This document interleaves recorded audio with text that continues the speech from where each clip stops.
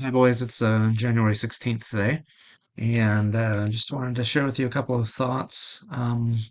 Today's New Testament portion had Jesus talking about Capernaum and Chorazin and talking and saying woe to them for the miracles that were done in them. If they had been done in other places, would have led people to repentance. And these are places where Jesus spent a lot of his life in ministry doing teaching and healings and other miracles. And some of those places I've been to, some of those places you've been to with me, or hopefully someday you'll go with me to those places. Um, and it strikes me that even a lot of the New Testament places, places like Colossae, for instance, and other things, they're ruins today. There's nothing there to see, basically.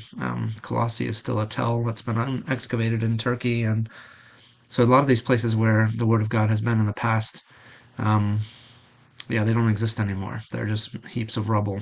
Um, and so the Word of the Lord certainly stands forever, but not always. Obviously, human civilizations and those things that we think are going to be the long-lasting things of this world.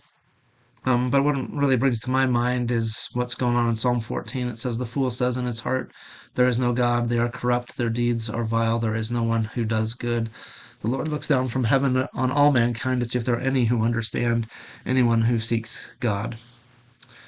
Um, yeah, and I wonder even in places like Turkey today or in Israel, if there are people there who are truly seeking God. I think there are some who are wanting to find Him, but then there's many others who've had the gospel witness amongst them for decades and not responded to it as well. And so God often abandons those places. And even as I'm thinking about that personally, I hope for you guys that you haven't been just around the church or around the teachings of Scripture or had the opportunity to hear what God has to say through His Word, but and then let's just kind of let that pass you by, but have taken it to heart and not let your life become a ruin or say in your heart that there is no God. I know that's a temptation certainly that all of us face um, to be thinking that God doesn't see what's going on, or I can just do whatever I want, or there's really nothing beyond this life and the things that I experience today. But that's a foolish thing according to Scripture, so I don't want you to fall into that trap.